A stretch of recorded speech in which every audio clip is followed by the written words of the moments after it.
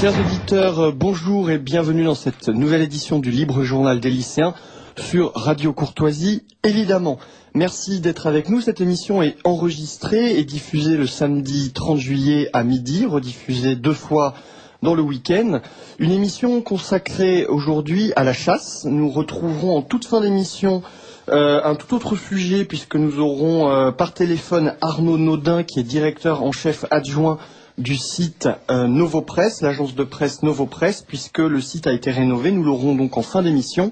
Mais pour le grand sujet de ce libre journal des lycéens, donc consacré à la chasse, j'ai le plaisir d'avoir dans le studio 2 invités de choix. Alexandre H, qui est journaliste cinégétique. Alexandre, bonjour. Bonjour, chers auditeurs, bonjour. Vous êtes également chasseur, puisque vous faites de la chasse à l'arc et vous êtes président de l'association Patagone pour la défense et l'illustration de la chasse à l'arc. Tout à fait. Tout un programme, vous nous en direz un petit peu plus tout à l'heure. À ses côtés, Antoine Chenel, également journaliste, spécialisé dans les arts de la chasse. Antoine, bonjour. Bonjour. Alors, merci de vous rapprocher un tout petit peu du micro, Antoine. Et d'ici une quinzaine de minutes, nous aurons par téléphone Dominique Vénère, connu pour son dictionnaire amoureux de la chasse. Je pense que c'est un dictionnaire que vous consultez régulièrement, chers amis journalistes. Oui, c'est une référence dans le monde cinégétique. C'est vraiment un ouvrage éminemment important. Alors nous aurons Dominique Vénère très bien écrit sur un sujet important, la chasse comme refuge du sauvage. Donc il interroge la place de l'homme avec cette question éminemment importante. Donc peut-être avant d'avoir Dominique Vénère au téléphone, nous pouvons faire un petite présentation de la chasse, de cet art de vivre, ce savoir-faire. Ça, c'est des choses que Antoine Chenel nous présentera peut-être mieux, puisque aujourd'hui, ça fait partie, la chasse, de notre identité. On sait qu'il y a énormément de représentations, il y a une filmographie, il y a énormément d'ouvrages qui portent sur la chasse, de musées, d'œuvres d'art. Donc finalement, la chasse occupe une place extrêmement importante dans notre civilisation. La chasse occupe une place extrêmement importante de civilisation. Tout à chacun a le loisir d'aller voir la Maison de la Chasse et de la Nature à Paris, qui est un musée magnifique, et s'apercevra des richesses des collections. Ensuite, il existe un marché de l'art de la chasse assez florissant, qu'on trouve notamment à Drouot avec les ventes publiques.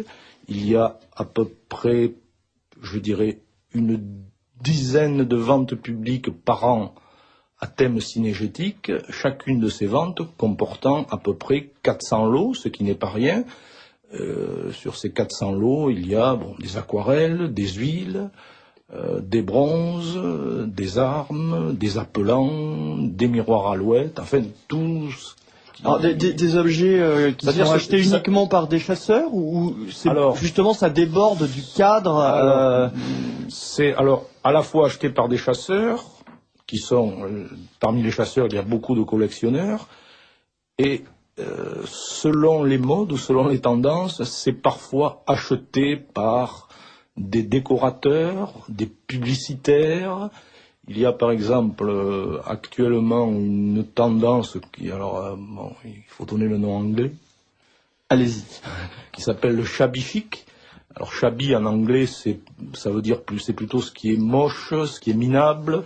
Donc en rajoutant chic, on a créé une sorte de concept. Alors c'est notamment les plus grosses ventes shabby chic ne sont pas faites d'ailleurs à Paris mais à Bruxelles, sous l'égide de l'Étude Berger. Ça recoupe tout ce qu'on appelle le style forêt noire, qui ne vient pas du tout d'Allemagne, contrairement à ce que son ami met de Suisse, qui est un style de la fin du 19e et du début du 20e siècle, qu'on pourrait appeler un peu kitsch. Il y a des chamois partout, des cerfs, alors, il y a des horloges, des armoires. Ce sont les tenues en loden, c'est ça? Il n'y a pas spécialement la tenue en loden avec, mais ce sont des objets en bois, alors souvent en poirier, qui est un bois assez malléable et assez facile pour la sculpture, ou en tilleul aussi. Et depuis quelques années, ce style-là fait fureur auprès des gens qui ne sont pas du tout chasseurs. Donc là vous rentrez dans le détail. Le style de la chasse reste important donc pour les chasseurs comme pour les non-chasseurs. Pourquoi cette importance de la chasse dans notre univers encore aujourd'hui, alors qu'on est plus ou moins quand même coupé des forêts, coupé de l'univers sauvage que sont les forêts. Alexandra, vous avez peut-être une réponse. D'abord, il y a une spécificité française qui fait que la chasse c'est vraiment l'héritage de la Révolution française en France, puisque la Révolution française a fait que la chasse est devenue accessible à tout le monde. Bon, ça peut être discutable, mais c'est... Antoine Chanel, vous n'êtes pas d'accord? Alors, je ne suis qu'en partie d'accord. Oui, l'abolition des privilèges, la chasse devient accessible à tous. Oui, c'est pas exactement comme ça, puisqu'avant la Révolution, les gens avaient droit de chasse. Donc, essentiellement le petit gibier. Essentiellement le petit gibier. On peut le savoir par les marchés, qui avait tout un tas de règles, notamment au Moyen-Âge, où, par exemple, un animal qui avait été tué par un loup sur le territoire ou d'un seigneur ou sur des territoires appartenant à l'Église, le gibier pouvait être emporté par celui qui le trouvait. Il n'avait pas à le donner au seigneur. Et souvent, les seigneurs, les propriétaires terriens, pour un droit minime, permettait aux gens de chasser, et le gibier se retrouve. Au XIVe siècle, on chassait les bécasses à la pente, c'est-à-dire avec des filets. Alors, effectivement, l'abolition des privilèges, mais tout ça tient pour le grand gibier donc, et tout ce qui était la vénerie.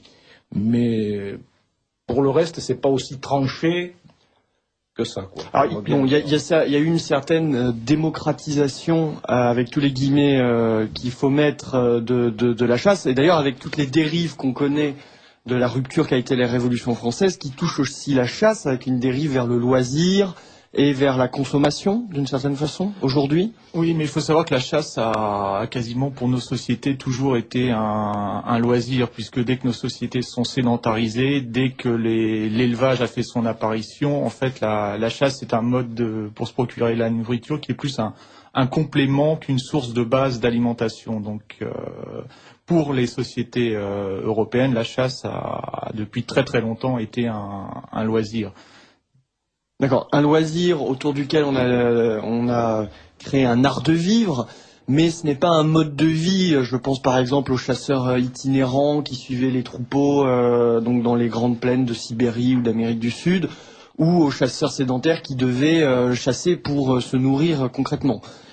Alors, ce qu'il y a, c'est que l'art de la chasse, en tant que tel, et non pas en tant que satisfaction des besoins alimentaires, existe quand même depuis l'Antiquité, puisque dans les premiers textes ou de Xénophon, on doit même retrouver ça, je crois, dans Virgile, il y a des textes qui expriment une manière de chasser, un art de chasser, qui en général est avec le chien, puisque le synonyme de chasse, c'est la cynégétique, et l'origine du nom cynégétique, c'est le chien. Donc c'est l'art autour de la chasse. Mais pas n'importe quelle chasse. C'est justement quelque chose sur lequel insiste Dominique Vénère, il nous le dira tout à l'heure. Pas n'importe quelle chasse. Bien évidemment, pas n'importe quelle chasse. Il y a un art de la chasse. Alors, ce qu'on peut considérer comme la vraie chasse doit être la chasse d'un animal, d'un gibier sauvage. Donc, je dirais pas d'un gibier d'élevage, comme ça peut se faire dans certaines chasses d'affaires, et dans un espace libre, pas dans un enclos. Voilà, la vraie chasse, c'est ça. Avec une quête, quoi. C'est ça. Aujourd'hui, on constate un certain nombre de dérives, d'une certaine manière. Peut-être le terme est trop fort, vous m'arrêtez si je dis une bêtise, mais des animaux d'élevage. Donc, on chasse des animaux d'élevage qui sont libérés donc pour des chasses quasi commerciales, on va dire, ou le nourrissage d'espèces sauvages, l'engrainage, ou la chasse d'espèces protégées. Je ne sais pas si vous êtes... La chasse d'espèces protégées, ça n'est pas légal. Donc, après, c'est du braconnage. Je dirais qu'il n'y a pas...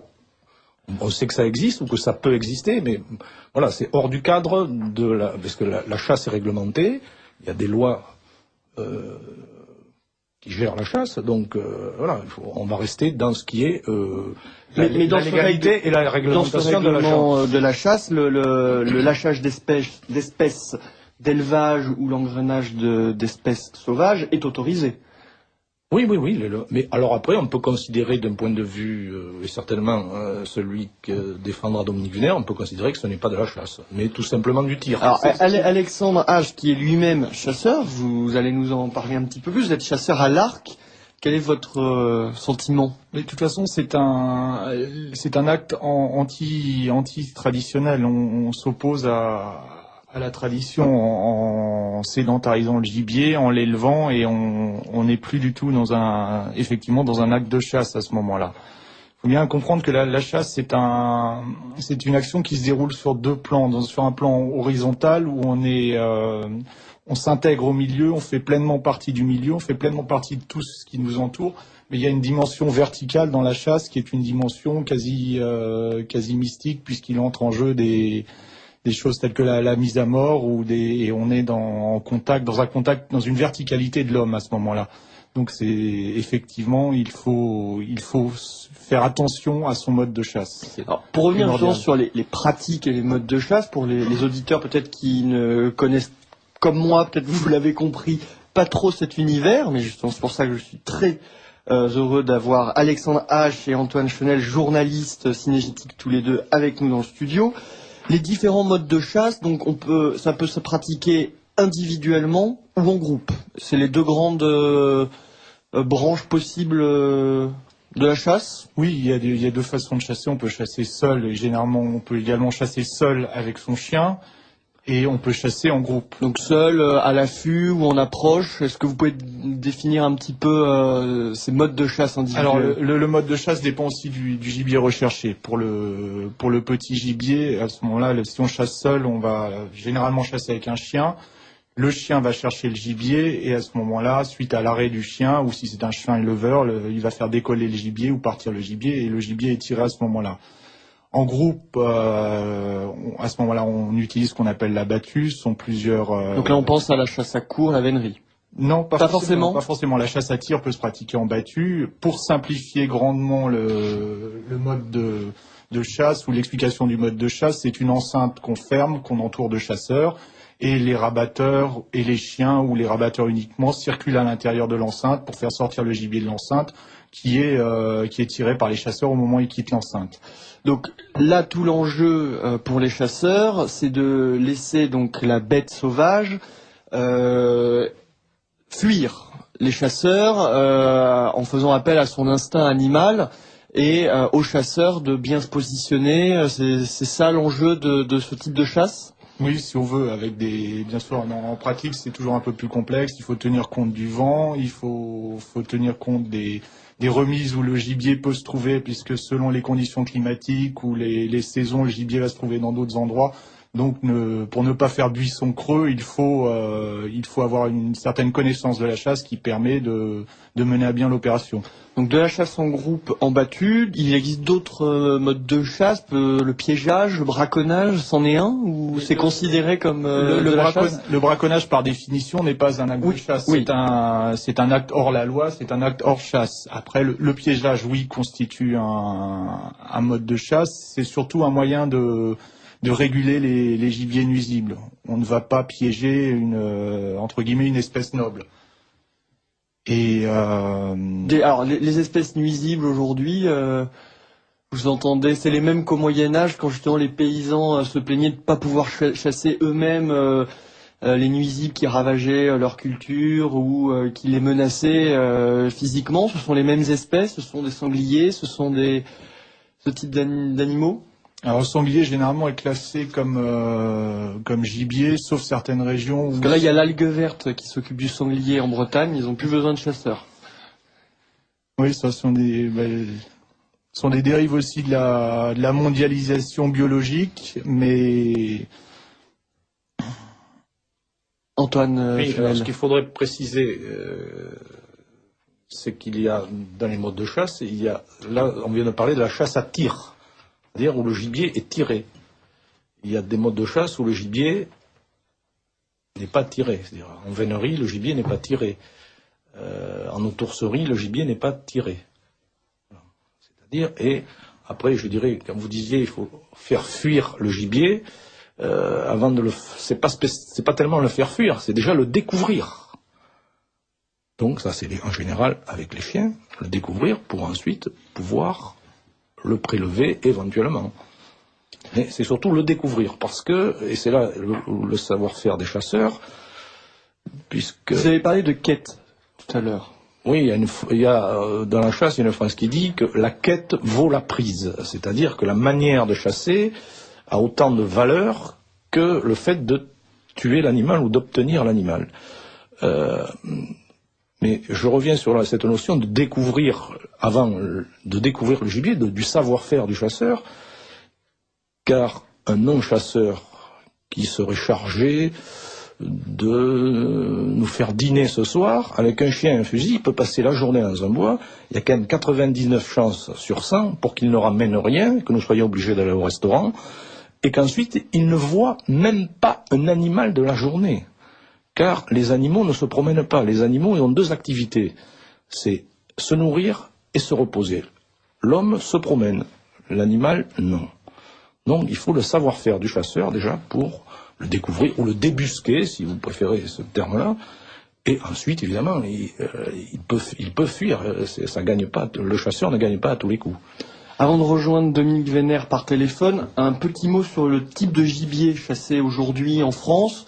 Donc on retrouve essentiellement les chevreuils, les... Alors, principalement, ce qui est le plus chassé, d'abord parce que c'est ce qu'il y a le plus, c'est le grand gibier.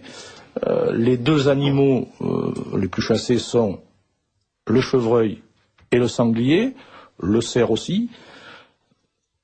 Toutes ces espèces ne sont pas en voie de disparition du tout. Elles sont même assez proliférantes. C'est-à-dire que, par exemple, le cerf gagne d'année en année des territoires, c'est-à-dire que ses populations augmentent, ce qui cause quelques problèmes aux agents de l'Office national des forêts. Que si ces animaux n'étaient pas chassés, n'étaient pas tirés par les chasseurs, mais faudrait-il sans doute les réguler, c'est-à-dire en éliminer quelques-uns pour nuisance. C'est le cas de, en fait, l'autorégulation du gibier par lui-même n'existe pas. C'est une vue de l'esprit de certains écologistes.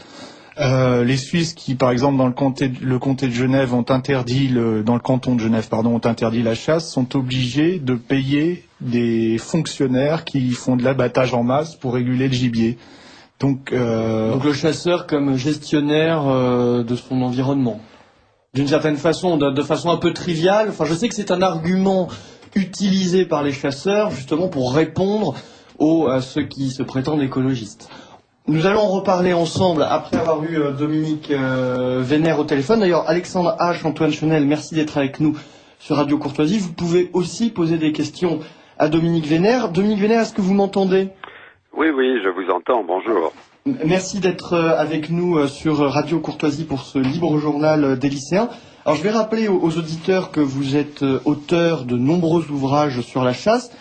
Un a été cité tout à l'heure par Alexandre H, c'est le Dictionnaire amoureux de la chasse qui était sorti chez Plomb, collection Dictionnaire amoureux. C'est un ouvrage donc de référence, très bien écrit selon les termes de Antoine Chenel, de 586 pages. Mais vous avez aussi écrit beaucoup sur les armes, notamment une encyclopédie des armes de chasse, carabines, fusils, optiques, munitions, aux éditions Malouane, ou sur le couteau de chasse, ou les beaux-arts de la chasse, autant de thématiques qui tournent autour de la chasse. Un ouvrage particulièrement marquant sur lequel nous souhaitions vous interroger pour ce libre journal des lycéens est La chasse, dernier refuge du sauvage. Donc c'est un ouvrage collectif qui était sorti chez Privat, est un ouvrage de 158 pages. Et avant de revenir vers vous sur cette question de la chasse comme dernier refuge du sauvage, qui est un peu la question clé, je souhaitais communiquer aux auditeurs la sortie de votre prochain ouvrage, donc dès le 15 septembre en librairie aux éditions Via Romana. C'est un ouvrage qui se nomme Le choc de l'histoire et qui, d'une certaine manière, est un peu le pendant de 30 000 ans d'histoire des Européens. Est-ce qu'on peut le définir comme ça ? C'est un livre, d'abord c'est un ouvrage historique. Là, je reprends, si vous le permettez, par rapport à la présentation que vous avez faite de mes ouvrages sur la chasse ou sur les armes. Je vous en prie. Où l'histoire n'est jamais absente d'ailleurs. Mais j'ai le goût de l'histoire, je suis historien. L'historien peut s'intéresser à des sujets parallèles à l'histoire et qui ont une place importante dans l'histoire. Il peut aussi avoir des passions. Et mes passions m'ont porté au-delà de l'histoire vers la chasse, vers les armes qui sont à la fois des témoins de l'histoire et qui permettent d'aborder l'histoire d'une autre façon. Bref, j'en reviens à votre question. Ce livre, Le choc de l'histoire, qui paraîtra en effet chez Via Romana le 15 septembre, je crois. C'est un livre d'entretien d'abord. C'est un livre donc qui est très vivant. Ça n'est pas un exposé linéaire d'un bout à l'autre d'un livre, mais au contraire, entretien, question, réponse. Et c'est une sorte de synthèse de mes travaux qui porte à la fois sur l'histoire du XXe siècle, l'histoire notamment européenne du XXe siècle, ou l'histoire du XXe siècle vue par le regard d'un Européen, d'un historien européen, qui mesure les conséquences du XXe siècle dont nous relevons, qui a fait le monde dans lequel nous vivons aujourd'hui au début du XXIe siècle. Et par ailleurs, c'est une réponse à ce qui me semble être les grands défis de notre époque pour les Européens, par le retour à nos sources, à nos origines. Et je rejoins en effet l'ouvrage que j'avais publié sous le titre « Histoire et tradition des Européens, 30 000 ans d'identité ». 30 000 ans d'identité, cela indiquait que nos origines sont évidemment un petit peu plus anciennes qu'on ne l'imagine, qu'on ne le pense habituellement. Donc le choc de l'histoire, donc un livre qui est très très attendu, notamment parce que vous faites partie de ces historiens qui sont rares, optimistes d'une certaine façon, puisque vous appelez à lire l'histoire pour se ressourcer, et vous appelez les Européens à retrouver leur plus longue mémoire, à retrouver une certaine lucidité et un certain courage qui a disparu pour affronter les événements historiques en cours à venir. Donc loin d'être défaitiste, vous consacrez ce choc de l'histoire, cet ouvrage, à un livre comme une sorte d'arme pour les enjeux qui nous attendent. Mais quand on sait regarder les choses en matière historique, on apprend une vérité évidente, c'est que l'histoire est toujours le monde de l'inattendu. Cela signifie que tout change toujours.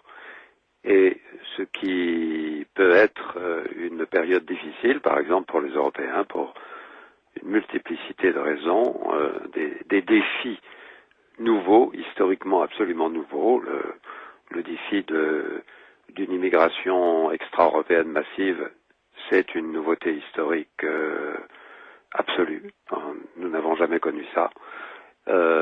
Et bien entendu, cela pose des questions lourdes, graves, importantes pour l'avenir, mais nous savons aussi que l'histoire est le lieu de l'inattendu, c'est-à-dire que l'histoire n'obéit pas à un processus linéaire inéluctable. Au contraire, des renversements se produisent de façon constante, le plus souvent inattendus, mais encore faut-il que les hommes soient là pour agir et pour tirer parti de ces inattendus.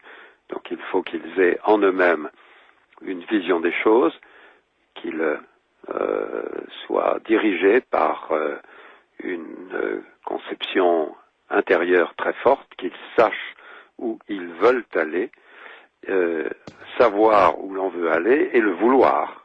Voilà, ce sont les deux démarches fondamentales, qui sont particulières aux hommes en général, aux Européens tout particulièrement.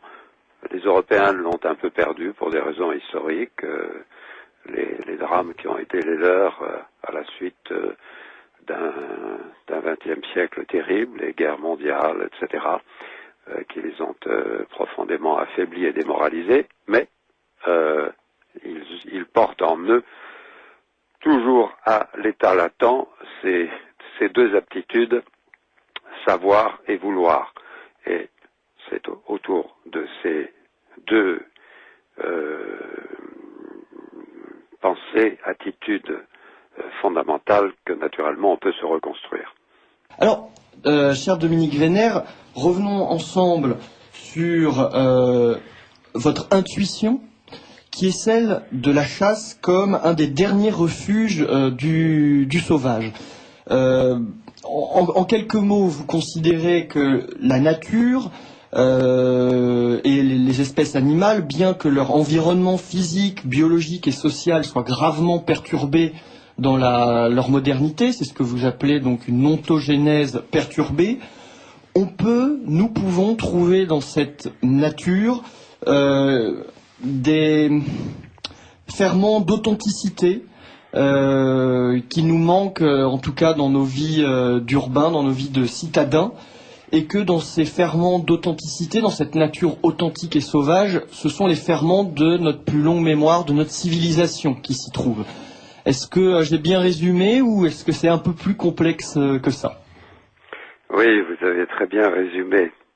Vous avez très bien résumé, mais je suis très gêné de parler de la nature, du sauvage et de la chasse à un micro dans une ville. Il faudrait être ailleurs, il faudrait être dans la nature elle-même pour en parler, surtout pour sentir. C'est la limite de l'exercice. En parler comme ça dans une ville, c'est presque une profanation. Il faut éprouver la vibration intense de ce qu'est la nature, être dans une forêt, être dans des taillis, être dans la montagne aussi, ou en mer, pour éprouver cette vibration particulière. Certains ne l'éprouvent pas d'ailleurs, mais on n'y peut rien, c'est ainsi, c'est dommage pour eux. Et cette vibration relève du sacré, à mon avis. S'y mêle une part d'admiration, de plénitude, d'angoisse aussi devant une splendeur mystérieuse et inquiétante qui est celle de la nature, devant une sérénité également. Oui, il y a quelque chose de divin au sens profond, hors de toute religion. Et les dieux des forêts ne sont peut-être pas les dieux des déserts. Ils portent des significations qui sont différentes et tout cela nous habite car nous sommes, même vivant dans des villes, nous venons de la nature et nous avons nos ancêtres qui ne sont pas si lointains ont vécu à la campagne. La campagne, c'est la nature, même quand c'est une nature qui est en partie domestiquée. La nature véritable n'est pas la nature véritable n'est pas loin. Et alors, le chasseur, qui est parfois, par la force des choses, un habitant des villes, lorsqu'il part, avec ou sans armes, dans la nature, eh bien, lui la retrouve de façon profonde.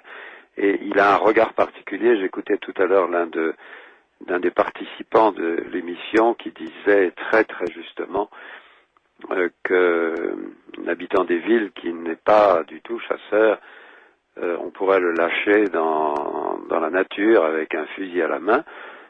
On pourrait le lâcher le matin et le soir, il serait bredouille parce que tout simplement, il n'aurait rien vu.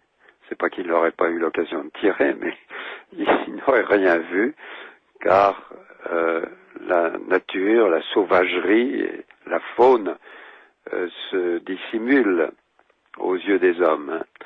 Et le regard du chasseur est, ou plus exactement, le chasseur est d'abord un regard qui est différent.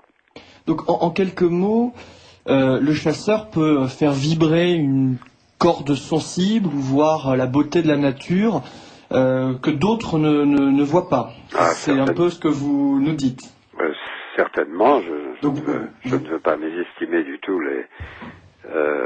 ceux qui ne sont pas chasseurs, mais le regard n'est pas le même. Le regard du chasseur, le chasseur en forêt ou dans la nature en général ne se comporte pas de la même façon. Il écoute, il est silencieux, il regarde, il connaît les signes. Il connaît les signes de présence ou d'absence ou de trace du gibier, donc des animaux sauvages. Ça, c'est une chose que le promeneur du dimanche ou d'autres jours ne perçoit pas du tout. Il ne voit rien. Il est dans le simple promeneur est dans un univers qui est opaque, qui lui semble vide, alors que cet univers n'est pas vide. Mais pour découvrir la vie de cet univers-là, il faut une attention particulière, un regard particulier, une attention aux signes multiples qui sont ceux de la nature et qui révèlent la présence possible du gibier, un petit froissement, une petite ombre là dans le lointain, et sur le sol les traces laissées par le passage du gibier. Ce sont des choses qui n'échappent pas à un chasseur. Il le voit tout de suite, il n'en parle pas nécessairement, mais il le voit. Celui qui n'est pas chasseur ne voit pas cela, donc il semble être dans un désert, alors qu'il n'y a pas de désert, chez nous en tout cas, en Europe. La présence de la faune est là. Elle est d'ailleurs là maintenant parfois en ville, puisque vous savez que il y a désormais des sangliers qui se promènent à Berlin, entre autres, qui posent des problèmes graves parce que on n'a pas voulu appliquer en temps voulu les règles qui s'imposaient, qui nécessitaient certainement là une campagne de destruction, tout simplement, parce qu'il y a parfois une prolifération de gibier et de grand gibier. Et lorsque le grand gibier pénètre dans la ville, au milieu des passants, des automobiles, etc., ça devient un peu compliqué. De même, en Grande-Bretagne, les renards qui ne peut plus être normalement chassé est très présent dans les villes, notamment dans les faubourgs, dans les banlieues de Londres. Sont riches, pour utiliser le terme des chasseurs, sont riches en certains gibiers, notamment en renards. Alors, certains ne comprennent pas vos arguments. Pour certaines personnes, le chasseur fait une intrusion dans le monde sauvage. D'une certaine façon, il porte tous les artifices de la civilisation à leurs yeux, que sont la tenue, que sont la technologie des armes de chasse, que sont les techniques qu'il va pouvoir déployer justement pour se confronter au monde sauvage. Pour ces gens-là, la relation n'est pas saine, d'une certaine façon. Qu'est-ce que vous pouvez répondre à ce type d'argument ? Alors oui, l'homme est un intrus dans la nature. Mais l'intrus qu'est le chasseur respecte la nature, il la connaît. C'est sa particularité. Et il va faire en sorte de ne pas troubler la nature. Sinon, parfois, lorsqu'il se livre à des formes de chasse traditionnelles où le d'ailleurs est beaucoup moins important que l'on imagine. Je pense à la vénerie, à la grande vénerie française, qui est une particularité purement française, pour des raisons historiques de toutes sortes. Ce qu'on appelle la vénerie, c'est-à-dire la chasse à courre, c'est-à-dire la chasse avec des chiens.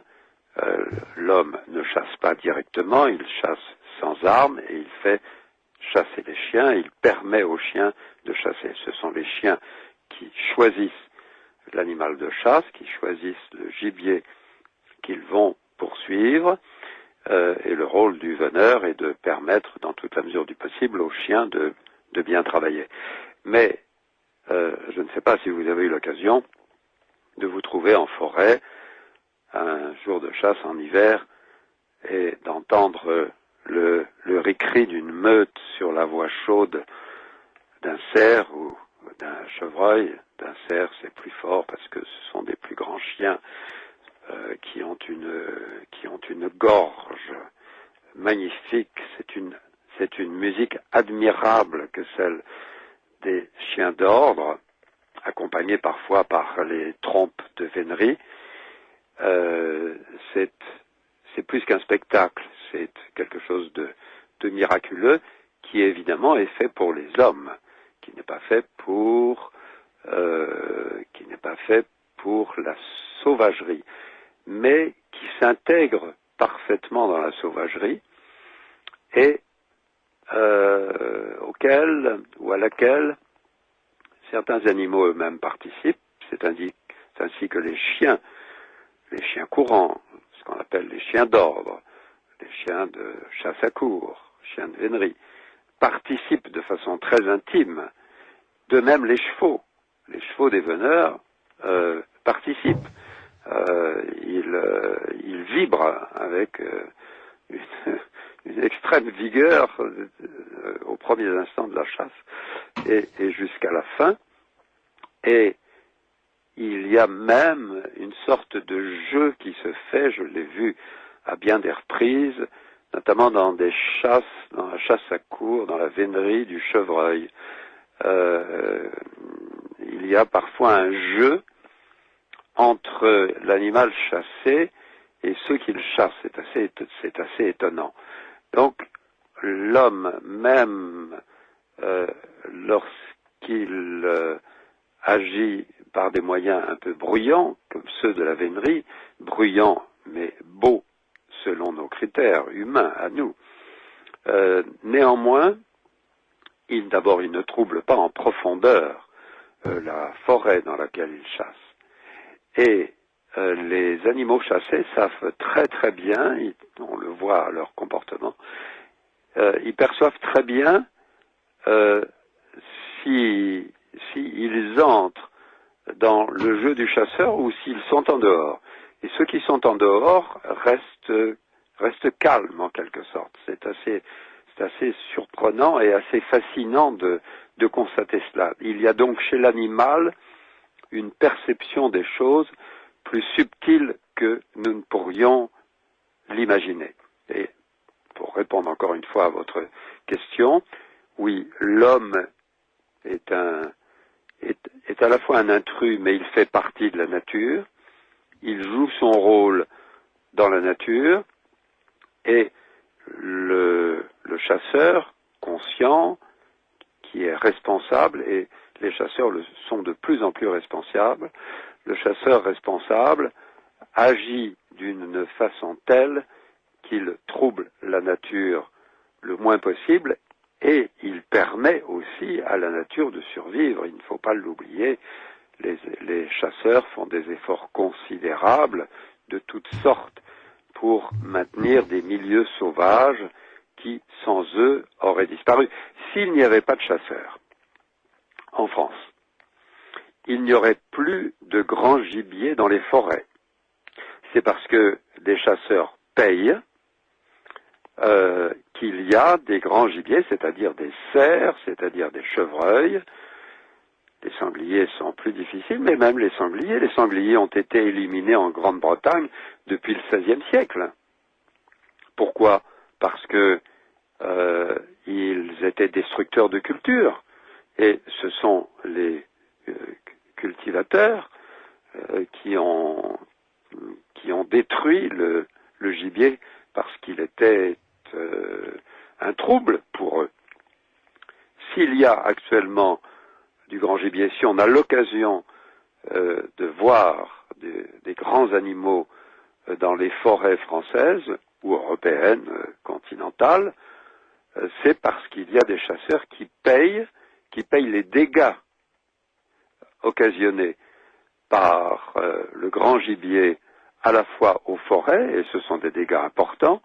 L'ONF en France se fait payer des sommes considérables par les chasseurs pour maintenir du grand gibier, et il en est de même pour les propriétés agricoles qui reçoivent des indemnités, car le grand gibier commet un certain nombre de déprédations. Il faut bien qu'ils se nourrissent, n'est-ce pas, par-ci par-là, et le gibier n'est pas sensible aux interdictions des hommes et aux réglementations, aux barrières, etc.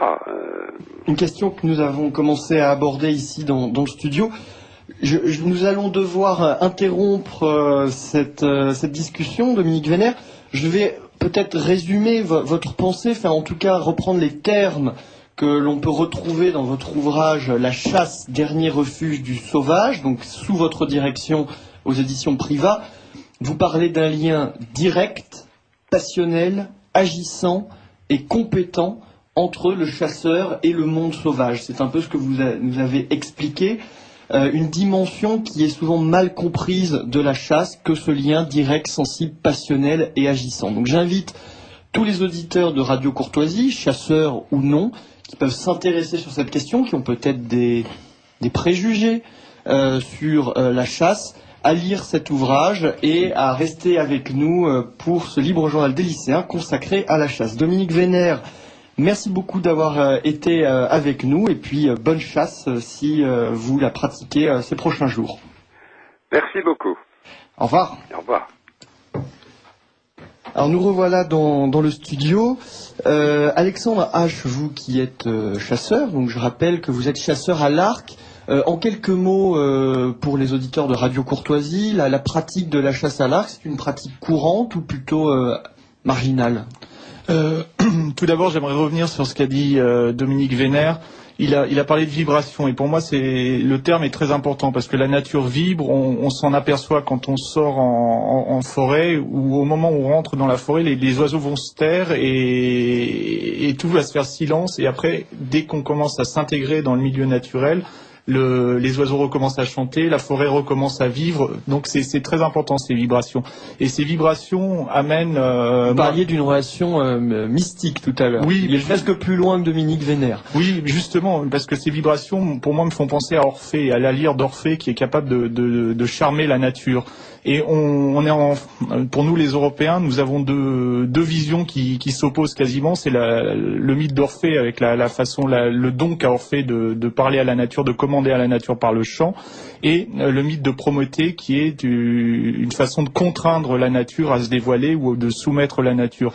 Et le chasseur serait plutôt du côté d'Orphée, puisqu'il joue avec la nature, il essaye de charmer la nature. Et il ne faut pas oublier aussi que l'homme fait partie de la nature, et surtout que pour beaucoup d'anthropologues, il y a ce qu'on appelle l'hypothèse de la chasse, qui fait que c'est la chasse qui a fait l'homme tel qu'il est. Parce que c'est la chasse qui a réparti qui explique l'hominisation, puisqu'elle implique une double coopération pour chasser et pour se partager la viande, et une division du travail entre les hommes, et particulièrement au début entre les sexes. C'est ce qui a fait l'homme.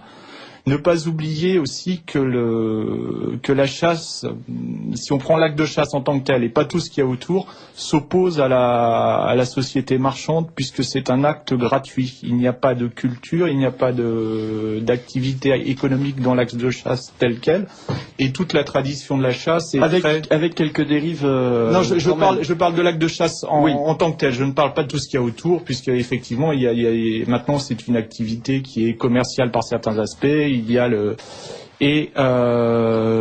Voilà. Donc Antoine Chanel. Juste, c'est un acte gratuit, la chasse, mais peut-être un peu trivial de le rappeler, mais il faut quand même le dire, que les chasseurs sont les seuls utilisateurs payants de la nature. C'est-à-dire qu'ils paient pour chasser. Celui qui fait du VTT, celui qui fait du motocross, celui qui pique-nique, c'est gratuit. Les chasseurs sont les seuls à payer l'utilisation de la nature. D'accord. C'est le prix aujourd'hui de leur place mal comprise dans la société. C'est pas le prix de leur place mal comprise. Leur place mal comprise, c'est effectivement, je dirais, une sensible horizolâtre, la mentalité de la sensible horizolâtre, c'est-à-dire un peu la culture bisounours en fait, hein. Et les désirs après de sanctuarisation de la nature. Je crois que vous disiez tout à l'heure, vous parliez de l'intrusion de l'homme dans la nature est pas vue. Alexandre a dit que de toute façon l'homme il fait partie de la nature.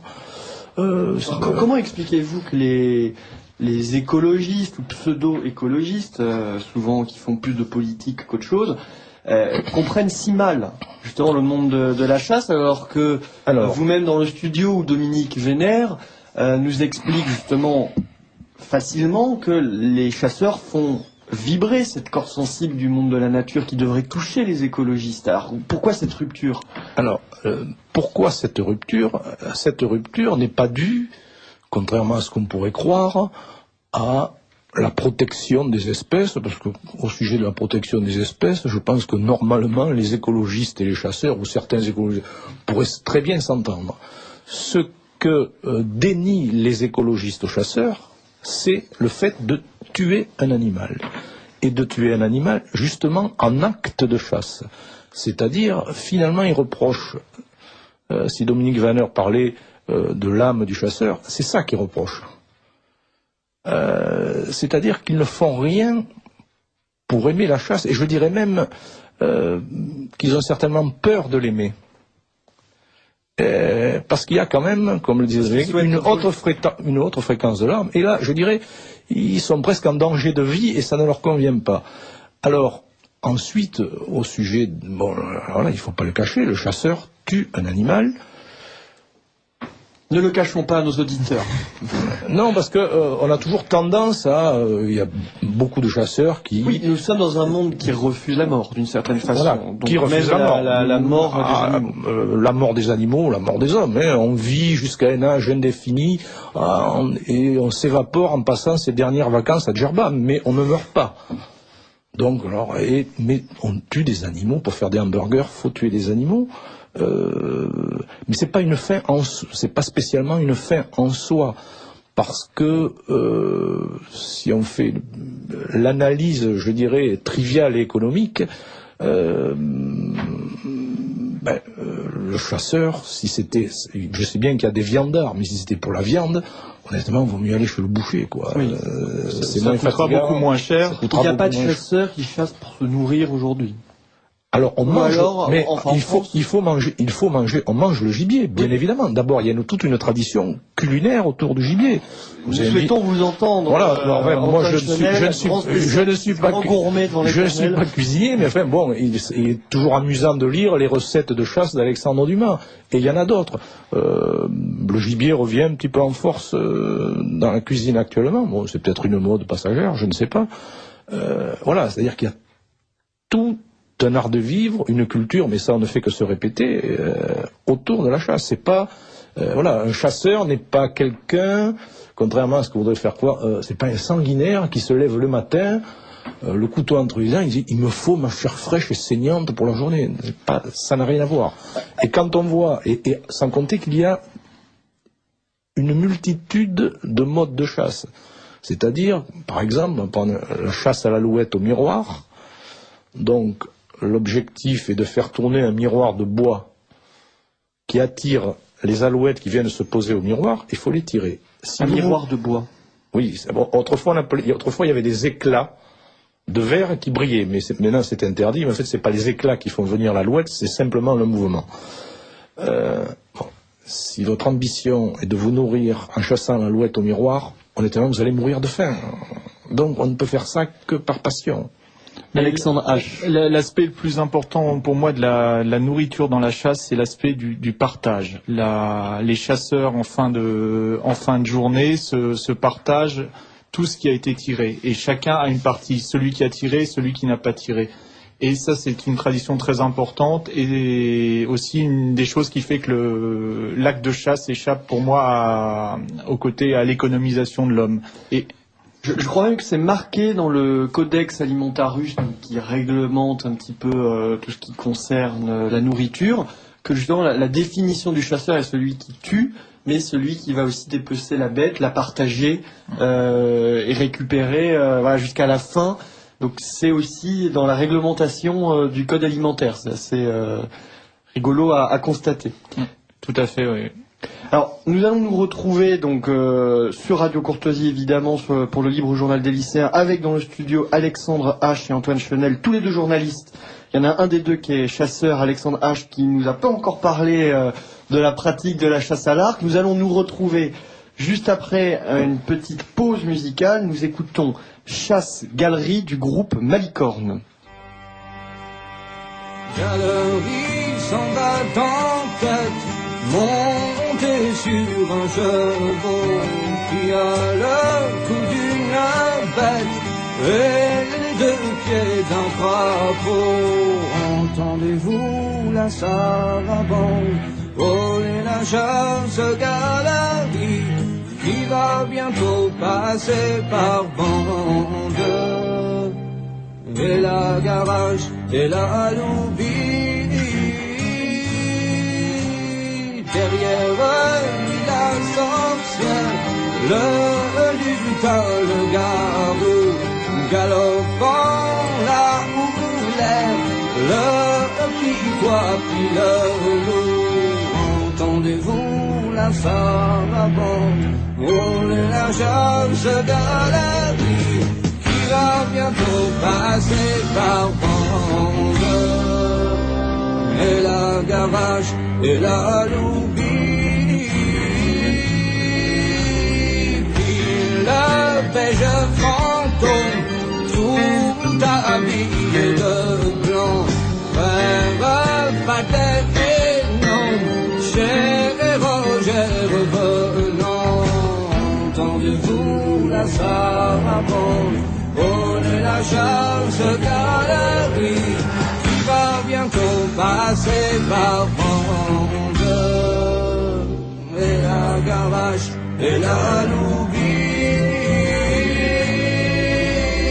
le nain du mauvais plaisant suivi du feu follet fait sa haute et chante comme un ami relais. Entendez-vous la sarabande voler la chasse galerie qui va bientôt passer par bande? Et la gavache et la loubie, mais de ragage, le maître d'Arsoula démène plein de rage son sabre de verre là. Entendez-vous la sarabande voler la chasse galerie qui va bientôt passer par bande? Et la garage et la loubie, galerie tourne, emporté par son sort, acani, triste et mort, il demande la mort. Entendez-vous la sarabande voler la chasse galerie qui va bientôt passer par bande? Et la garage et la loubie,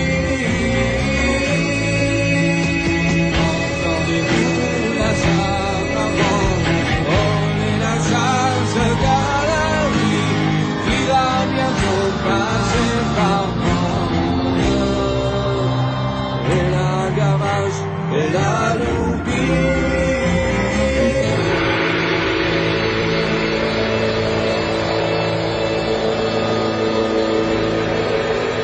voilà dans le studio du Libre Journal des lycéens sur Radio Courtoisie, évidemment. Chers auditeurs, merci d'être avec nous. N'oubliez pas que Radio Courtoisie a besoin de votre aide, notamment financière. Donc au moment des départs en vacances, pensez juste avant de partir à faire un petit chèque à l'ordre de Radio Courtoisie. Toutes ces émissions, tous ces invités brillants sont là grâce à vous, grâce à vos dons.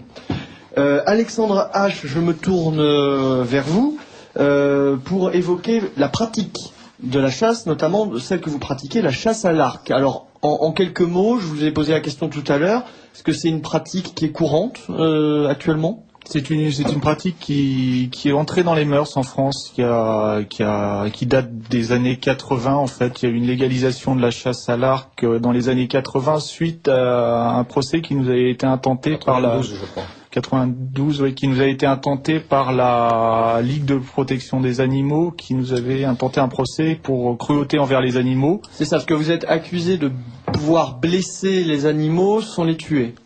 Donc, pour en finir, oui, donc nous avons gagné nos procès et suite à ça, le législateur a été obligé de légiférer et d'assimiler la chasse à l'arc à la chasse à tir. Donc, l'accusation de blesser les animaux plus qu'à la carabine ou qu'au fusil, en fait, c'est un mythe.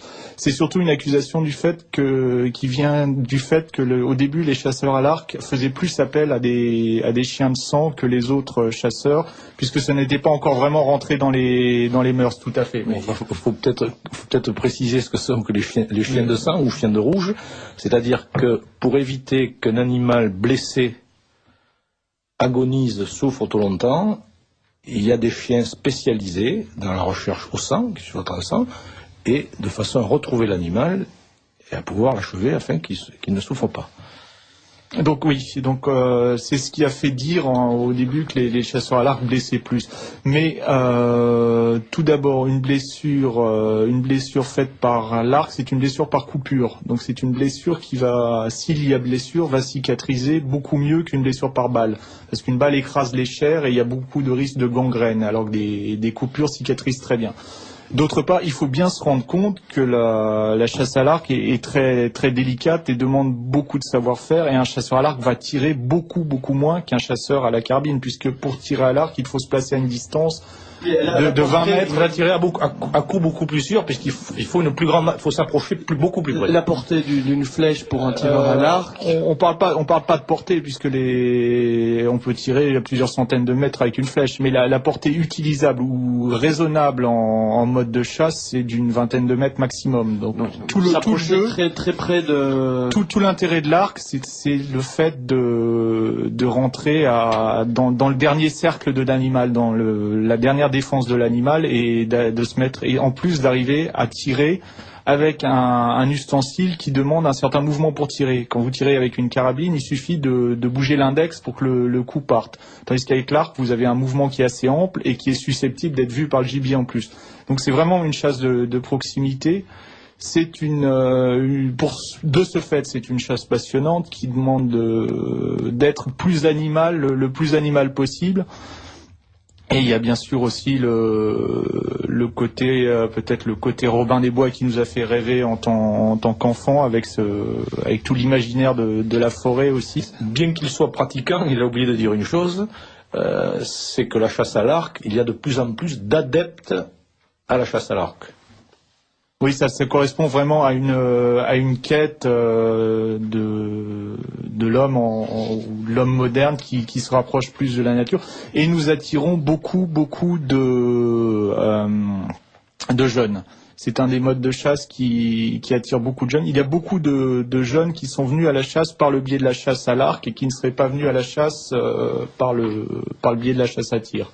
Et qui en plus attire des gens, et la chasse à l'arc attire souvent des gens qui n'ont aucun chasseur dans leur famille. Des nouveaux, des vrais nouveaux, quoi. D'accord.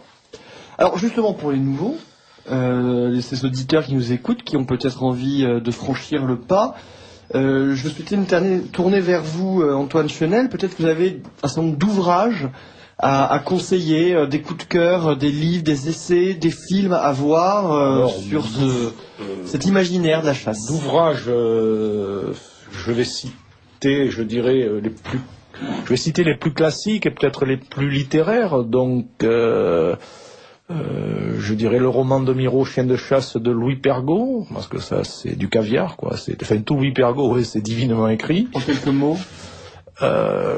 C'est le monde rural. C'est un chien. C'est l'histoire d'un chien qui est de chasse dans un village. Alors c'est les villages du Doubs et il est plus ou moins abandonné. Ça revient, mais il faut savoir que c'est des textes qui décrivent beaucoup de la vie rurale avec Louis Pergaud, c'est souvent ça, hein, qui était un instituteur, un hussard de la République, et qui avait beaucoup de talent, qui était le poulain de Colette. Colette, elle avait adoubé, elle-même était un grand écrivain, elle s'était pas trompée, mais malheureusement il est mort en 1915, donc il y a peu... C'est un vocabulaire assez riche, Pergaud, très précis sur la nature, la végétation, ce qu'on peut retrouver aussi dans Maurice Genevoix. Alors bon, La dernière harde de Maurice Genevoix, Raboliau, bon, je sais bien que c'est l'histoire d'un braconneur, mais enfin, c'est la forêt. Alors La grande meute de Paul Vialard, bien que je ne sois pas un grand fanatique de Paul Vialard, mais La grande meute de Paul Vialard, c'est un livre qui a suscité beaucoup de vocations de chasseurs. Beaucoup de chasseurs disent c'est après avoir lu La grande meute, voilà.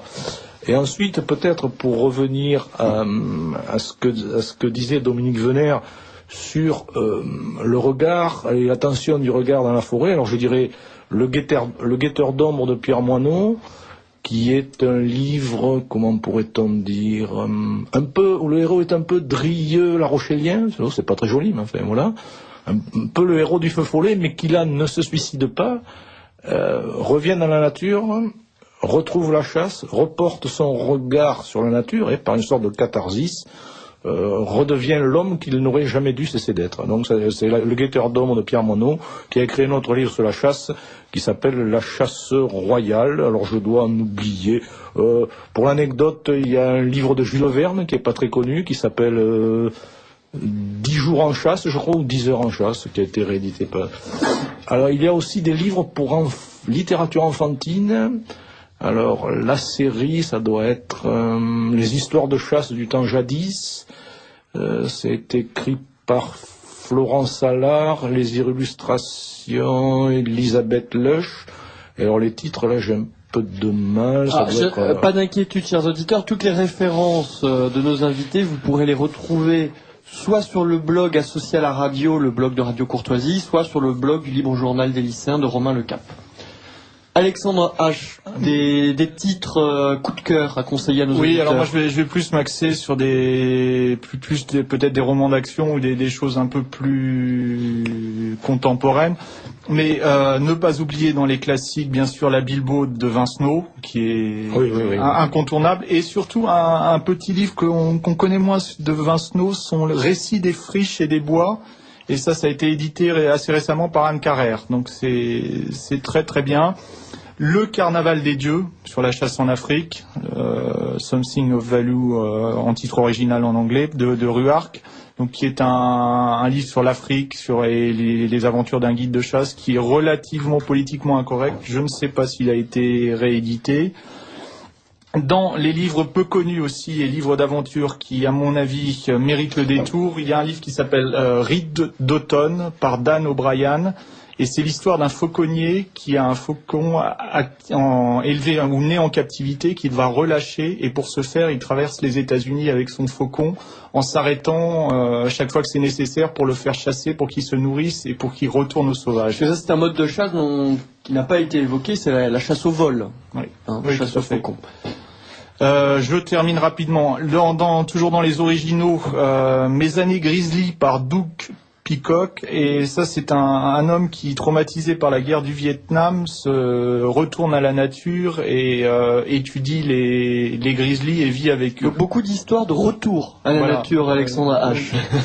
Et pour terminer, bien sûr, un grand livre, Le vieux qui lisait des romans d'amour de Sepulveda, et à titre anecdotique, À la chasse avec Hemingway, qui a été écrit par la nièce d'Hemingway, qui s'appelle Hilary Hemingway, et qui sont des anecdotes de chasse d'Hemingway et de son frère. Alors, puisque dans la série Aventure, il y a, j'avais oublié, L'Asie fantôme d'Ossendowski. Alors, le titre ne dit rien, de la chasse. c'est tous les voyages d'Ossendowski en Sibérie au début des années 1900, mais il fait ce voyage en compagnie de son fusil et de son Setter Gordon. Donc c'est un livre d'aventure, mais on retrouve la chasse, et la chasse d'une autre, c'est vraiment excellent. Hein. Ça a dû paraître chez Phébus il y a que 10 ans ou 15 ans. Il y a aussi dans le même esprit Récit de chasse par Alexandre Dumas, qui a été ressorti aux éditions Bernard Giovannangeli et qui lui raconte l'histoire de Dumas qui vient à Paris avec son chien et son fusil et qui, pour payer son voyage et ses premières nuits à Paris, chasse tout au long de son trajet. Donc c'est assez jouissif. Juste avant de rejoindre notre dernier invité pour la dernière partie de cette émission, donc Arnaud Naudin, directeur en chef adjoint de Novo Presse, du côté des films, est-ce que éventuellement vous avez des œuvres à nous conseiller? Alors parce que il y a la télévision qui avait créé cette émission qu'on regardait à 4h30 du matin. Oui, Histoire naturelle. Histoire naturelle, oui. Voilà. Oui. Antoine, vous la regardiez cette émission? Oui. Histoire naturelle. Alors après, en ce qui concerne il y a des œuvres de fiction, n'étant pas très cinéphile, je suis pas. Alors La Grande Meute, il y a eu un film mais alors ça c'est un film ancien, La Grande Meute, ça doit être filmé dans les années 40, je pense. Non, alors moi j'ai quelques références au cinématographique. Alors il y a pour les chasseurs à l'arc un film qui est mythique, c'est Délivrance. Voilà. Donc attention quand vous faites du canoë, chers auditeurs. Ceux qui l'ont vu comprendront. Il y a un film magnifique qui s'appelle L'ombre et la proie, qui est un film récent de Stephen Hopkins sur les tigres mangeurs d'hommes, enfin les lions mangeurs d'hommes, pardon. Chasseur noir, cœur blanc, 2 et par Clint Eastwood. Et qu'est-ce qu'on peut trouver d'autre? Il y a un film absolument magnifique qui a été édité par Arte Vidéo. Alors je ne sais pas s'il existe en DVD, il doit exister en DVD, qui s'appelle Les Amants de l'aventure. Et ce sont c'est les histoires c'est en noir et blanc, des films qui ont été tournés à l'époque par les époux Johnson, et qui s'était installé en Afrique, et lui filme sa femme à la chasse en Afrique. Alors c'est une sorte de Betty Boop avec du rouge à lèvres, une tenue de chasse très élégante, et qui tire des hippopotames et des lions qui viennent mourir jusqu'à ses pieds pendant que son mari filme. C'est complètement fou, c'est fabuleux, des images superbes. Autant de références donc conseillées par nos deux invités, Alexandre H et Antoine Chenel, journalistes cinégétiques, que je remercie d'avoir été avec nous aujourd'hui.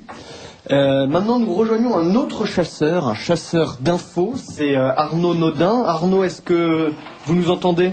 Je vous entends fort et clair, et bonjour tout d'abord, et bonjour aux auditeurs de Radio Courtoisie. Alors, merci d'être avec nous. Nous souhaitions vous avoir en dernière partie de cette émission, puisque avec le titre de directeur en chef adjoint, vous venez de relancer le site Novo Presse. Donc agence de presse, en quelques mots, en quoi consiste cette rénovation du site? Alors tout d'abord, c'est pour les auditeurs qui ont accès à Internet et qui sont certainement des lecteurs de Novo Presse, c'est une rénovation, on va dire, formelle, puisque nous avons changé un peu l'interface du site, et nous avons un peu changé on va dire, le sens de la lecture et la hiérarchie de la lecture sur Novo Presse, c'est-à-dire qu'auparavant, on était ce qu'on appelle une agence filaire. Pour ceux qui ne comprennent pas le sens d'agence filaire, c'est-à-dire que chaque information est l'information la plus récente chassait l'information la plus ancienne, sans vraiment de hiérarchie. Tandis que là, nous avons décidé de mettre un peu l'accent sur des grands thèmes que sont la politique, la société, l'actualité internationale, la culture, le sport. Pas mal d'informations économiques. C'est vrai qu'au-delà de la rénovation formelle, on a décidé de faire une rénovation de fond, c'est-à-dire d'accorder désormais effectivement beaucoup d'importance à l'information économique, parce qu'elle est de plus en plus importante, et il serait un peu paradoxal qu'une agence d'information comme Novo Presse ne traite pas l'actualité économique. Et puis nous avons décidé aussi je pense que c'est un terme qui est maintenant très connu de la part des auditeurs de Radio Courtoisie, de faire vraiment de la réinformation. Bien entendu, nous ne prétendons pas au monopole de cette réinformation, mais nous considérons que nous sommes un des acteurs majeurs, si ce n'est principaux, de cette réinformation. Alors, est-ce qu'on peut considérer que Novo Presse dirige vers une sorte de rue 89 identitaire. Ça serait une sorte de pendant à ce site qui avait été fait par des anciens du Monde, je crois. C'est des anciens de Libération. Des anciens de Libération. Est-ce que c'est ce sont Mediapart.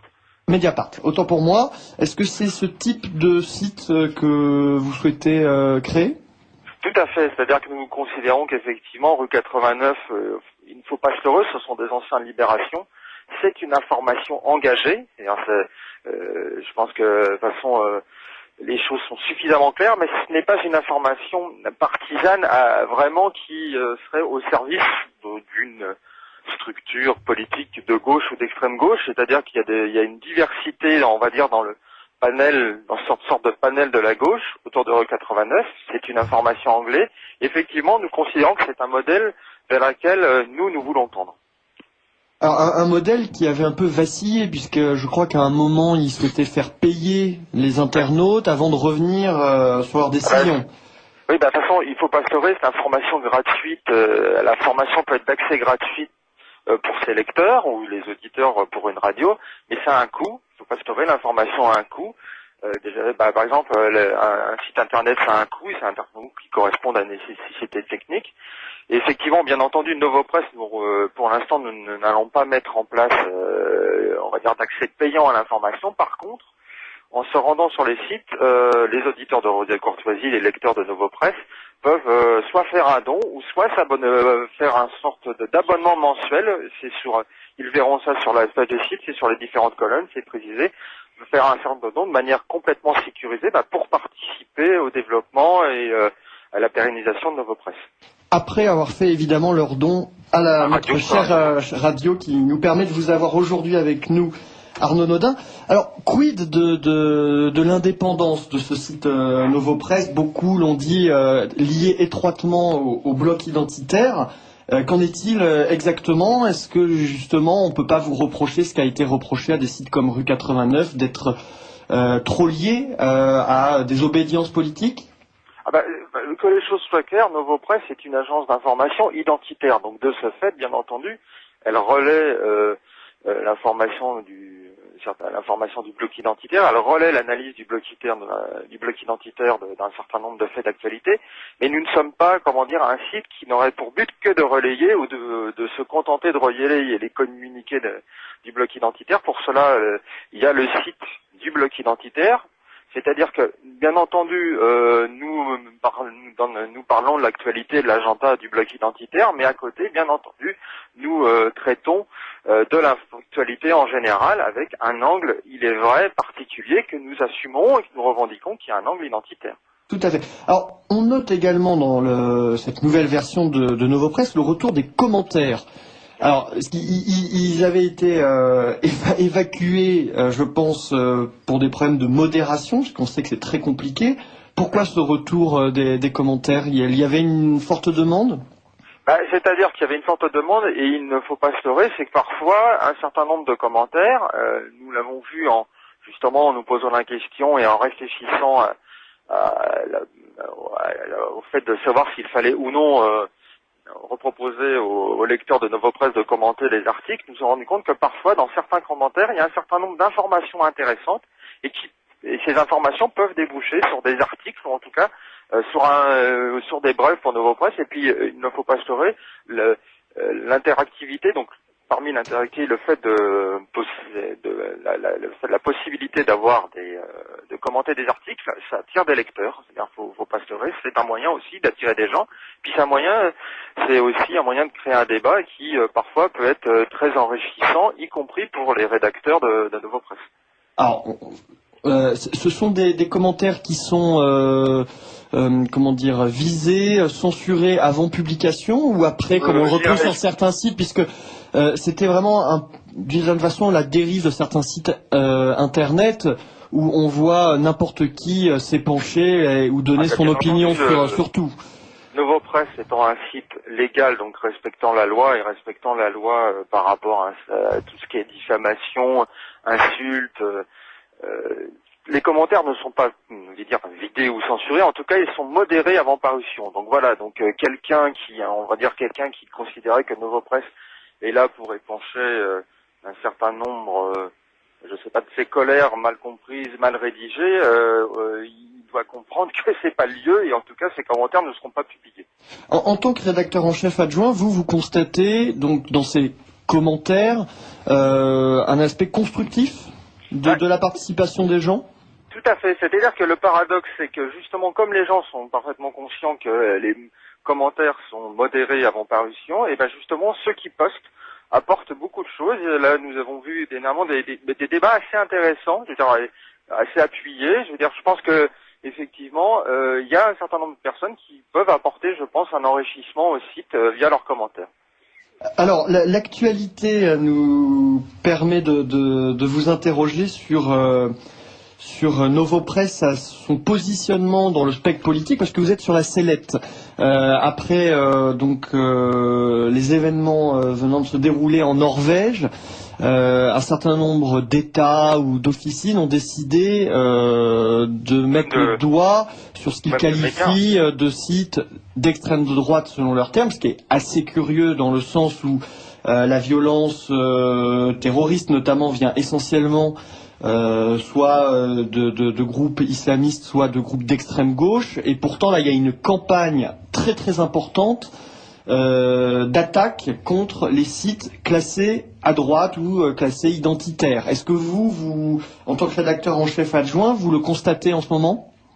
C'est-à-dire qu'effectivement, nous avons vu, justement, nous avons fait un article hier consacré à un éditorial hallucinant de Laurent Geoffrin sur le site du Nouvel Observateur. Mouchard. Grosso modo, nous l'avons titré parce que c'est l'analyse qu'on pouvait faire de cet article où Monsieur Laurent Geoffrin confond journalisme et délation, c'est-à-dire que nous avons, au-delà des États et d'un certain nombre d'officines, on va dire payées sur fonds publics, un certain nombre de journalistes, effectivement, sortent de leur rôle et sortent de leur mission objective et ont on va dire une pratique des amalgames honteux par rapport malheureusement au drame qui s'est déroulé ces jours derniers en Norvège. Et effectivement, Monsieur Laurent Geoffrin trouve légitime de considérer, alors que en aucun cas, je dis bien en aucun cas, ces sites sont responsables de ce qui s'est passé en Norvège, d'appeler au lynchage, que ce soit effectivement les sites du bloc identitaire, Novopresse, François de Souche, Riposte. Oui, François de Souche, alors pour les auditeurs qui ne connaissent pas ce site, qui fonctionne un petit peu différemment, même complètement différemment de Novopresse, puisque ce sont des reprises d'articles que l'on peut trouver partout, une sorte de revue de presse. Ce site François de Souche est largement pointé du doigt, avec des attaques même en justice, je crois. Oui, tout à fait. Alors le paradoxe, c'est que justement dans cette optique de réinformation, que ce soit Monsieur Geoffrin, en réaction à l'article de Laurent Geoffrin ou à d'autres, parce que nous avons vu d'autres choses tout à fait sidérantes et hallucinantes, ce qui est assez paradoxal, c'est que ces mêmes personnes qui qui pratiquent des amalgames honteux et appellent au lynchage, lorsqu'il s'était agi par exemple de l'affaire Richard Durn, c'est-à-dire cet homme qui avait tué... En 2002, oui. Oui, qui avait tué un fou, qui avait tué un certain nombre de conseillers municipaux à la mairie de Nanterre. Tout de suite, ces personnes, pas d'amalgame, et surtout pas d'amalgame au fait que M. Richard Durn était membre des Verts et trésorier de l'antenne de Nanterre de la Ligue des droits de l'homme. Ou alors cette personne qui avait tenté de poignarder le maire de Paris, je crois qu'il était encarté à la CNT ou quelque chose comme ça, non?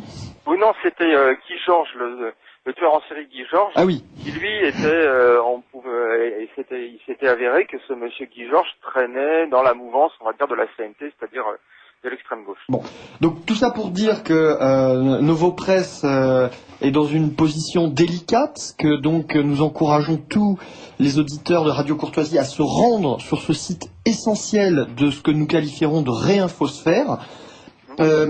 Combien y a-t-il de contributeurs au site de Novopresse et qui peut contribuer? Est-ce que ce sont uniquement des journalistes professionnels ou n'importe qui peut vous envoyer un article, vous faire de propositions? Alors, bien entendu, tout journaliste, on va dire que le nombre de contributeurs varie en fonction d'un certain nombre de domaines. C'est-à-dire que nous avons des permanents, effectivement des gens qui nous écrivent des articles tous les jours. Nous sommes très contents aussi d'avoir maintenant des contributeurs européens qui viennent d'Italie, d'Allemagne, d'Autriche, qui apportent vraiment, je pense, un plus à Novo Presse. Et bien entendu, si une personne qui est journaliste veut écrire pour nous, nous l'encourageons vivement. Et même d'autres personnes, si un certain nombre de personnes ont des faits particuliers dans leur ville, dans leur région ou dans leur cadre professionnel et qui considèrent que ces données, ces informations méritent d'être publiées sur Novo Presse, nous les encourageons vivement parce que bien entendu, ils nous donnent les faits, nous les réécrivons pour que c'est vraiment, on va dire, un aspect professionnel, un aspect journalistique. Et pour nous contacter, c'est très simple, il suffit d'adresser un courriel à l'adresse que je vais vous donner, donc contact@novopresse.info, je répète, contact@novopresse.info. Une dernière question avant de se séparer. Est-ce que pour les prochaines échéances électorales, donc je pense notamment aux élections présidentielles et législatives, est-ce que Novo Presse, comme le fait un certain nombre de quotidiens, de journaux, de magazines, va mettre en place un dispositif spécial ou ça sera un sujet traité comme un autre ? Disons que au fur et à mesure qu'on va se rapprocher effectivement des échéances électorales, que ce soit l'élection présidentielle ou les élections législatives, bien entendu, nous allons accorder un peu plus d'importance à ces échéances. Pour l'instant, nous n'avons pas encore décidé ou non si nous allions mettre en place un dispositif particulier. La question qui sera peut-être vue, justement, comme nous participons, comme vous l'avez indiqué, à la réinfosphère, c'est peut-être d'aller au-delà de la pure information médiatique, qui est parfois de l'information qui ne s'intéresse qu'aux personnes et pas du tout au fond, aux idées, et peut-être d'aller un peu au-delà, de prendre justement un peu de recul pour cibler les vraies échéances et cibler les vraies questions sous-jacentes à ces échéances électorales. Arnaud Nodin, merci d'avoir été avec nous. Donc Novo Presse, chasseur d'infos, réinformateur.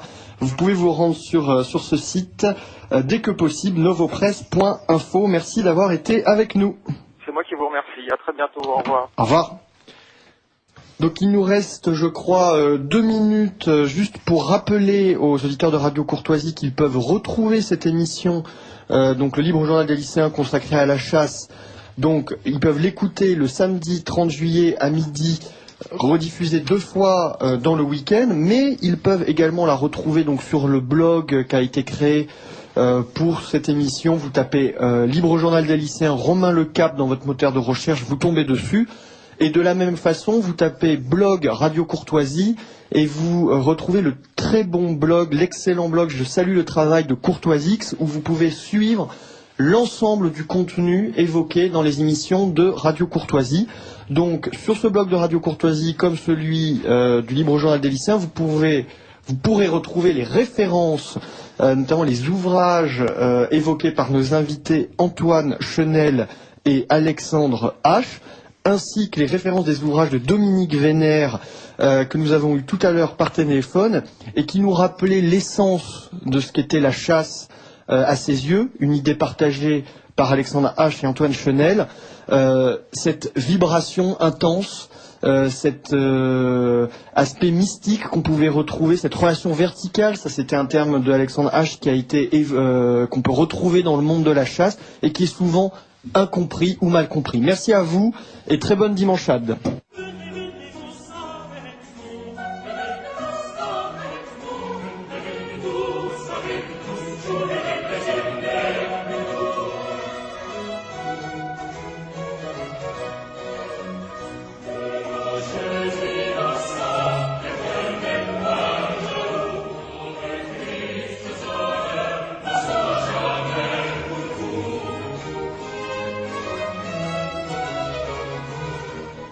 Ici Radio Courtoisie, la radio libre du pays réel et de la francophonie.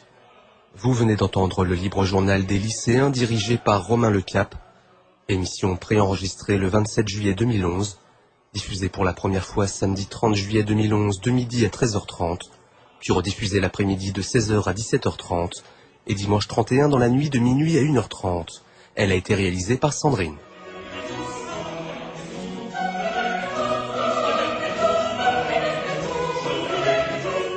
N'oubliez pas que Radio Courtoisie est une radio culturelle associative. Afin de sauvegarder une indépendance absolue, Radio Courtoisie refuse toute ressource publicitaire. Radio Courtoisie ne vit que grâce à ses auditeurs. Aidez-nous à demeurer libres, adhérez à notre association. Pour Pour cette année, la cotisation minimum est de 40 €. Envoyez votre chèque à Radio Courtoisie, 61 boulevard Murat, 75 016, Paris.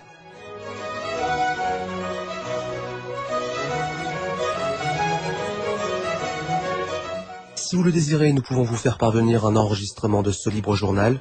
Commandez la cassette pour le prix franc de port de 11 € ou 8 € seulement si vous êtes adhérent de notre association. Vous pouvez demander un CD-ROM au lieu des cassettes pour le même prix.